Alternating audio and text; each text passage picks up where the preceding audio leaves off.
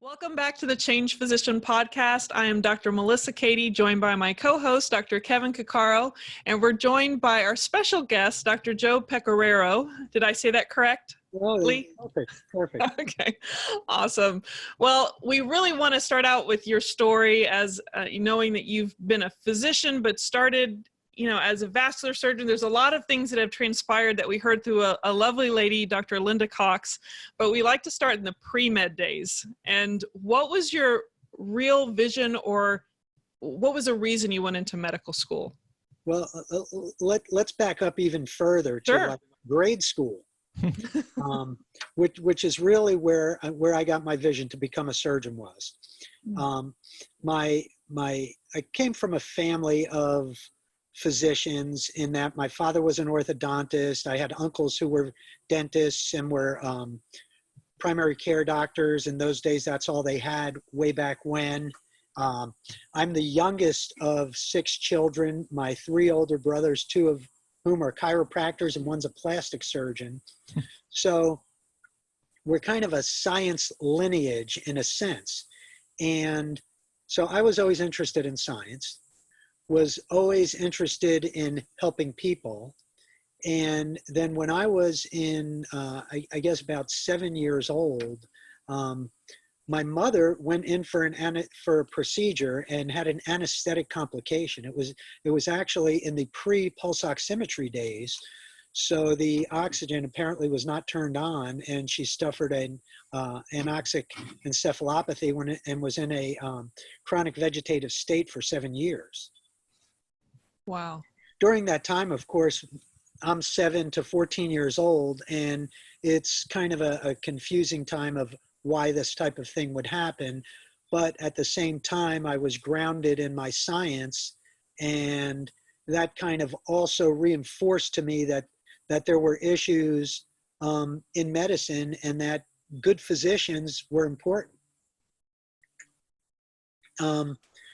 We lived in a small town near the beach in New Jersey, the Jersey Shore, not exactly like was portrayed on television, but we would catch a lot of fish, and I loved cleaning the fish, what nobody else liked to do. I liked it just for the anatomy. Mm-hmm. It was fun for me. Yeah. And so for me, it was kind of a natural progression of almost a perfect storm, all these things coming together. And near the top of my class, it was almost natural for me just to go into medical school. So my pre-med days were very highly focused. In fact, I can remember in my interview for medical school, when I was asked, what if you don't get in? Because those days it was very highly competitive. And I said, well, I'm just going to keep coming back. And they said, well, what if you don't make it next time? I said, I'm going to make it one way or another. Yeah. And I guess they took that in for what it was worth, and I got in my first time. Went to University of South Florida, which is in Tampa. Sailed through medical school. Again, always knowing I was going to be a surgeon. Did my surgical residency in Newark, New Jersey, primarily, which was we were the second busiest trauma center in the country at that time. So it was very heavy trauma, and I loved it. I loved medicine. I loved surgery, people. I love the science behind it. I love the emotion behind it. I love the connection with people. That's a part of it. And so I never suffered the stress that so many people suffer in medicine. I never experienced a desire to do anything differently. I know there were people, even in my medical school class, felt like they had gone too far and they needed to do something else. And I would tell them, hey, you're just getting started. Go do it now. Mm-hmm. If medicine is not the kind of field that you just do, it's something you do because you love, which technically we should all be doing what we love anyway. Right.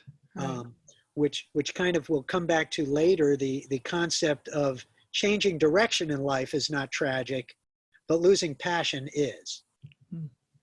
Well, and let's explore that a little bit then, is because we've had a couple other guests that are very similar, pretty laser focused, early on, and that dedication, went through medical school, kind of early practice.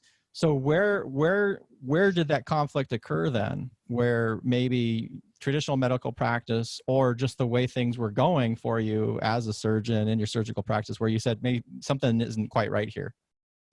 I think for me, it could have gone either way. I could have stayed in medicine and I would have been happy. I think largely because we get to choose whether we're happy or not, no matter what situation we're in. Mm-hmm. But I think what happened is my faith brought me to a crossroads with circumstances where I feel that God oftentimes will take our biggest negative and turn it into our biggest positive. And so I was always morbidly obese.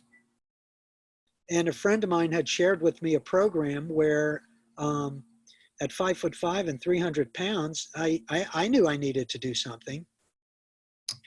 But like so many other people, I struggled with what to do, or I tried so many different things.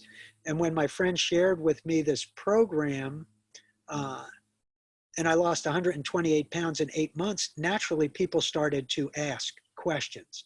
What are you doing?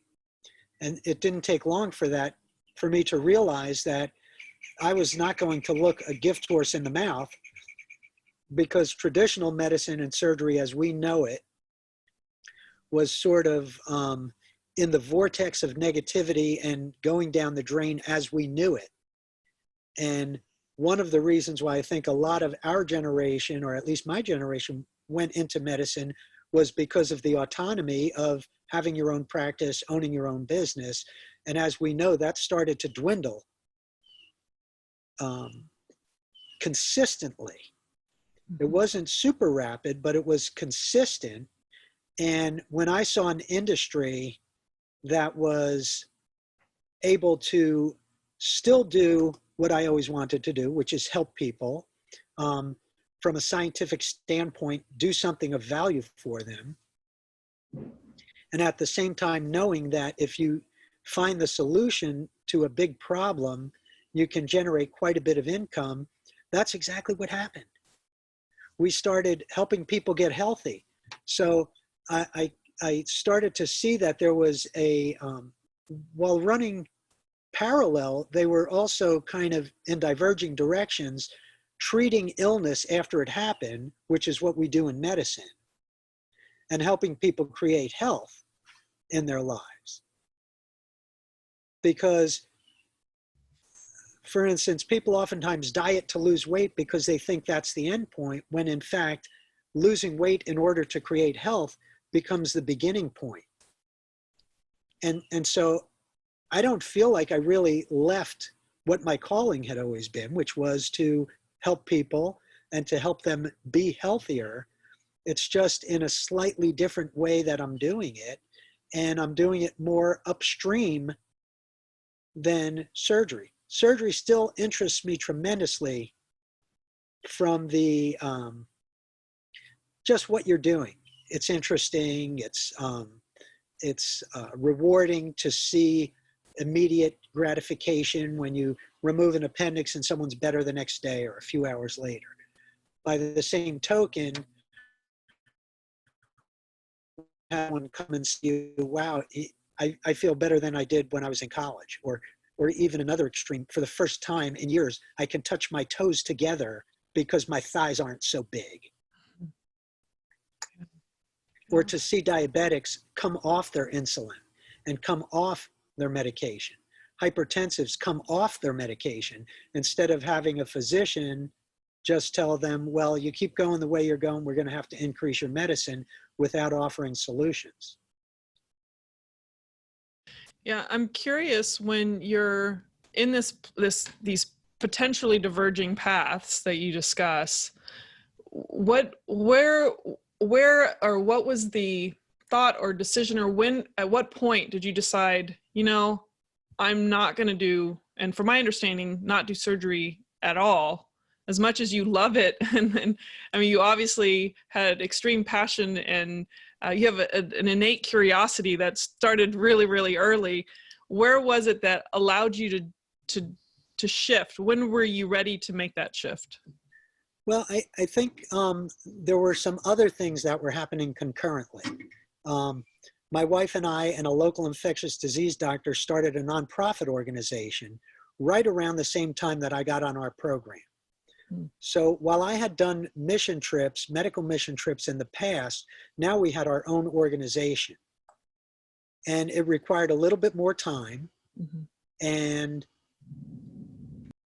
honestly, the passion of being able to be out there on the mission field is a lot stronger than being in the operating room.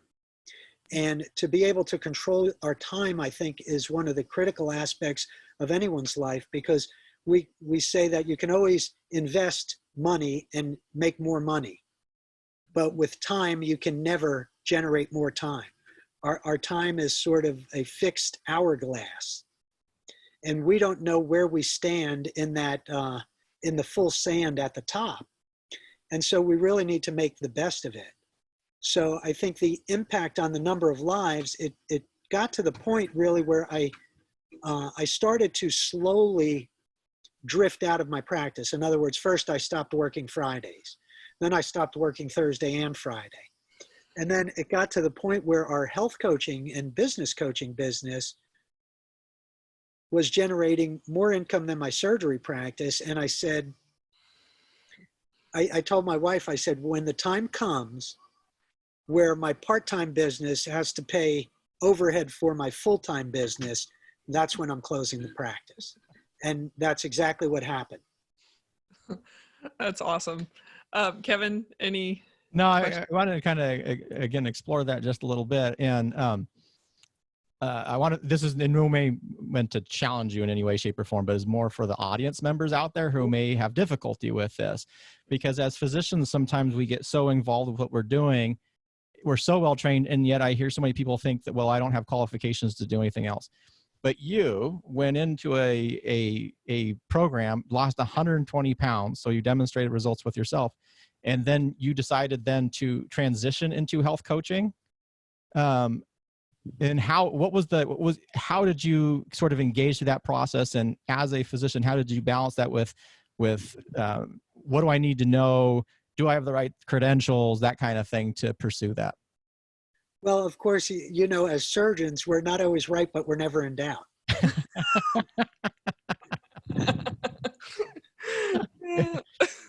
There was no question in my mind that whatever I needed to learn to do, it wasn't going to be as complicated as repairing calcific aortas that would fall apart when you put a needle into them and people started bleeding profusely. Mm-hmm. So I knew that much. I knew that I could do it in a part-time basis in little cracks of time, and that it wouldn't necessarily take away from my practice, but rather enhance my practice. Because if I saw a diabetic in my office and they had some kind of a foot infection, and they said, well, how can I keep this kind of thing from happening again? And I would say, well, if you get your weight and your diabetes under control, that will help. And they say, well, how do I do that? Then I suddenly have something to offer them. Mm-hmm. And therein, I think the two complement each other, and really we're not so divergent. And just to clarify things too is, I still do an occasional locum tenens job where I'll go and relieve overworked surgeons. And it's so different to work for 3 days in doing something that you love and be able to get the fix and know that you can walk away from it, and that we can have more than one passion in life. I mean, people love their spouse and their children. Mm-hmm. It's not, you can only love one or the other. I love that, movement, because we did tend to get in that either or kind of situation. And what I also like about this is, and having had surgical friends, I love how guys just charge short like that. It's a little bit different than us in anesthesia sometimes.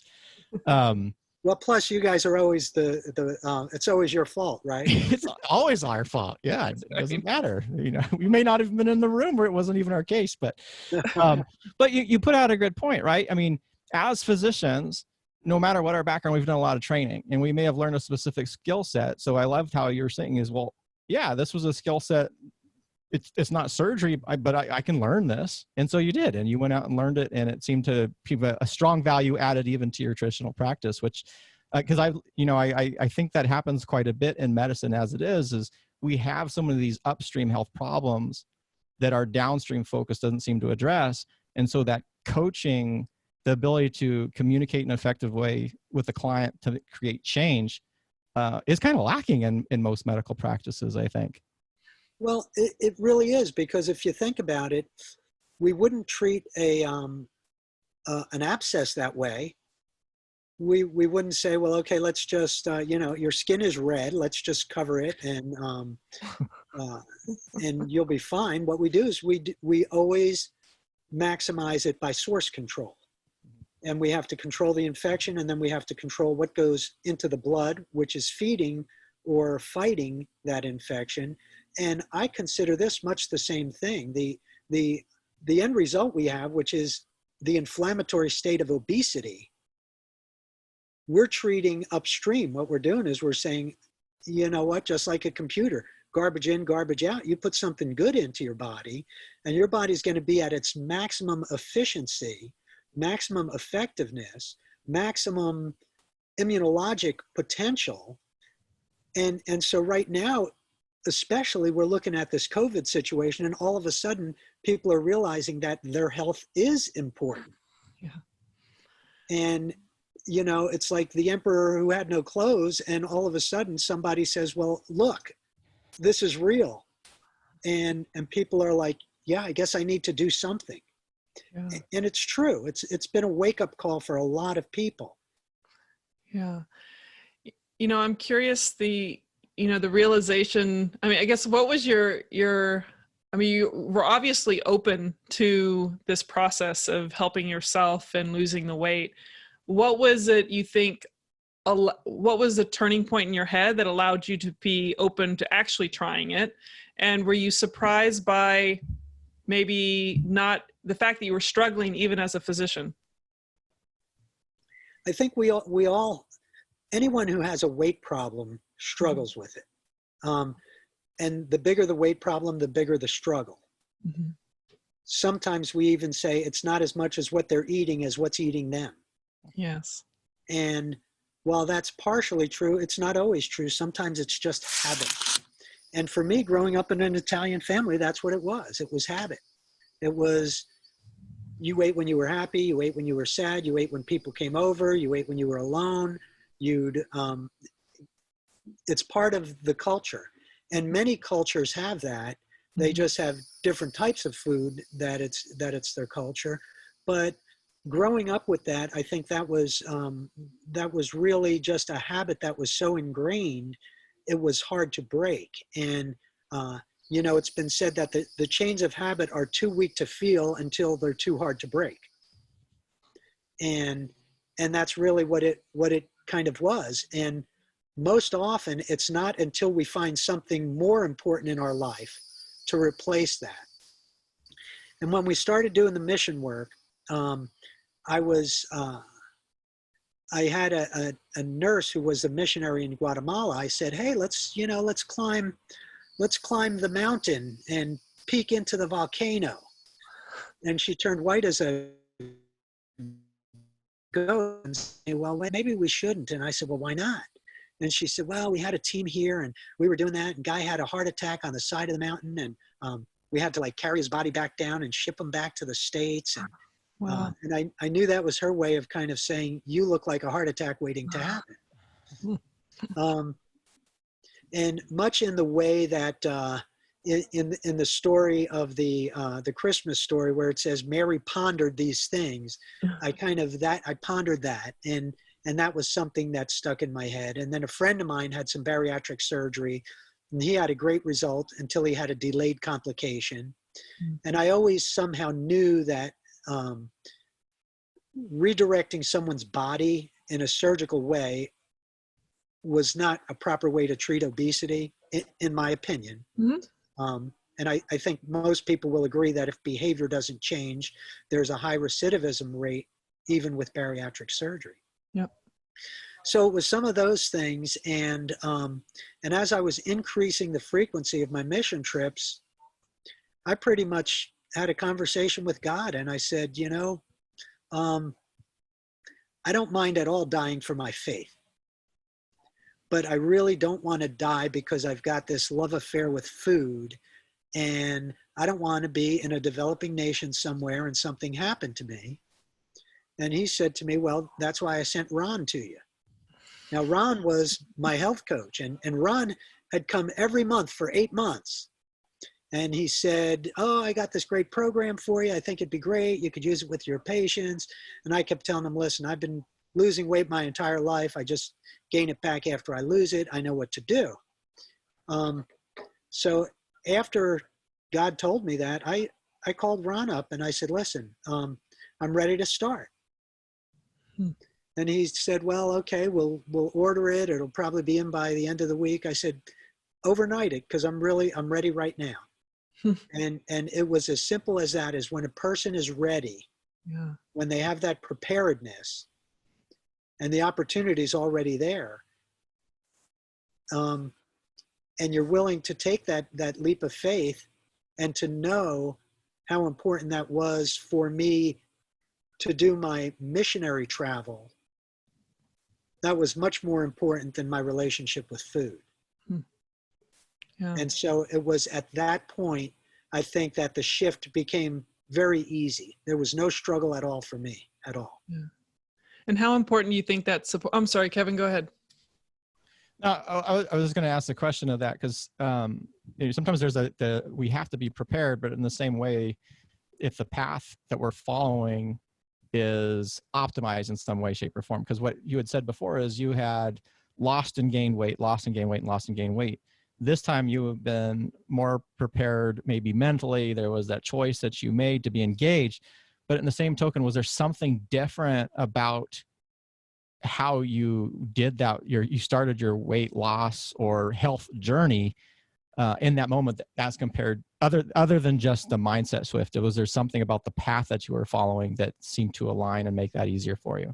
Well, I think the way our program works, with the comprehensive nature of it, where we have a structured eating plan, we have accountability through a coach, we have a health community that we can tap into, and we have resources for people to be able to change their habits, or rather replace the bad habits with good habits, so that they can become the dominant force in their life and in their health.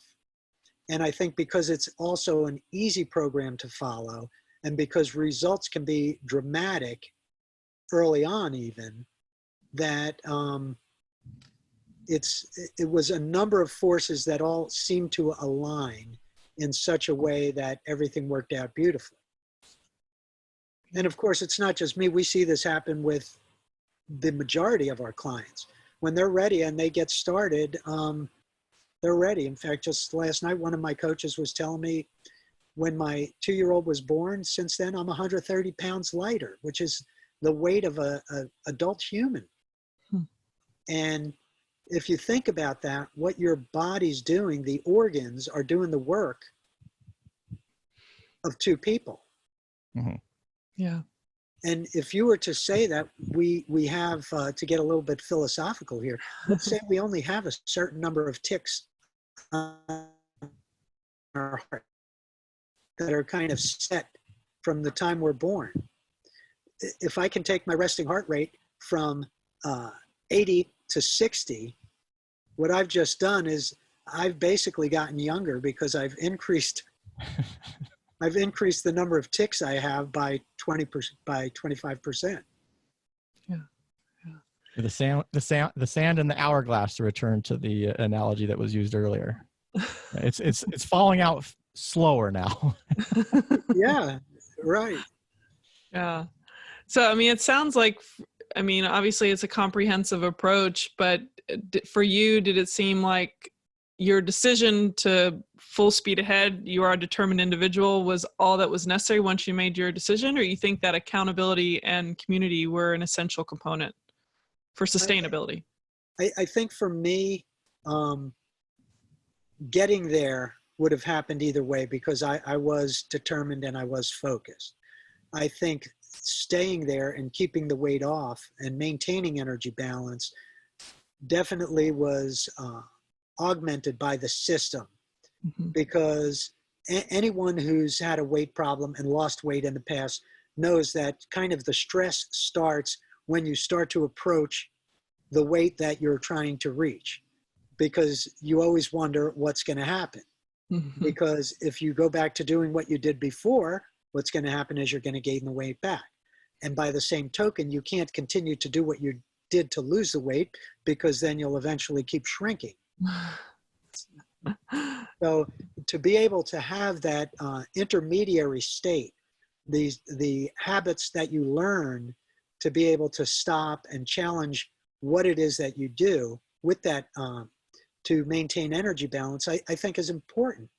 And I'll give you a brief example of that is Jim Rohn, who I'm sure you're familiar with, says that the things to do in order to be successful are easy to do. And he says that people ask him then, why don't they do them? And he said the only reason he can figure out is because they're also easy to not do. And so I was thinking about that one day. We were visiting my family in New Jersey.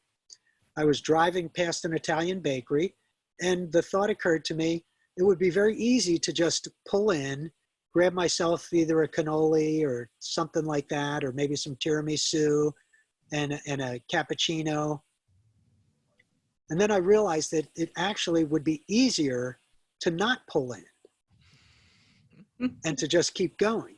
But if we're not conscious, if we don't make those conscious decisions and know what goals it is that we want to achieve, then we can't take the intermediary steps that it takes to achieve them. And if we do know what we want to achieve, it becomes easier to complete those tasks that are necessary in order to get to where we want to be. Absolutely. I'm curious if people wanted to find out, more about the mission work you do, or learn about health coaching or any projects that are going on. I know that there's a couple of websites out there, but is there a place that people can reach out to you just to contact you? Sure. The easiest way is either by Facebook message. I'm under Joe Pecoraro, but there's a million Joe Pecораros. And I jokingly say that everyone in the world has my cell phone number anyway. So, because I get calls pretty routinely from India, different countries in Africa, Singapore. So I give out my cell phone number. I don't know if it's okay to do that, but it's fine with me. If you're okay with it, we're okay with it. You know what? I'm okay with it. Because my goal is to help people get to where they want to be. We help people thrive physically, financially, and in relationships and in their spiritual life. So my number is 941-718-0341. All right. The world will have it. You know what? The other half of the world will have it now. That's right. Well, Kevin, I know that we like to, ask for a favorite quote. He's given a lot of great quotes, but before I ask that, is there anything else you wanted to mention or ask? No, I really enjoyed those quotes that you provided, though, and I particularly enjoyed the habit one. I will be posting that someplace for sure, because that's so true. When you look at, a habit is something we talk about, but I don't think we appreciate just how challenging habit can be, or how heavy habit can be, or how powerful habit could be if we can harness it in a great way. So I loved hearing about that. Yeah. Well, so you really want my favorite one? Yes, go ahead. Every great achievement is at first and for a time a dream. The oak sleeps in the acorn, the bird waits in the egg, and in the highest vision of the human soul, a waking angel stirs.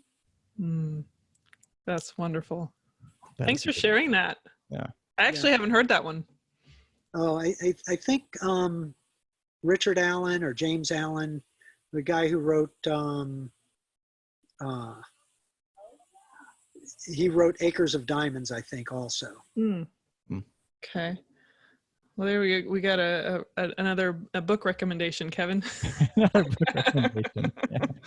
Well, thank you so much for coming on the show today, Joe. It was an absolute pleasure. I mean, you look super healthy, obviously. So whatever you've been doing for years now has been working. So everybody else out there who may be struggling with your weight, and many of us have gone through residency or medical school and had some difficulty with that. Know there's a lot of hope out there. And, thank you again for joining us, and for everybody else out there. Hey, it was a pleasure, and everything good that Alinda said about you too was true. She's very wonderful. sweet. Yeah. It was such a joy.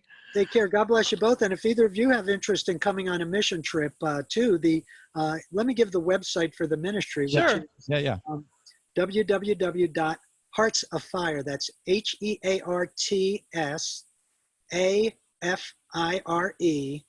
HEARTSAFIRE.US, like United States.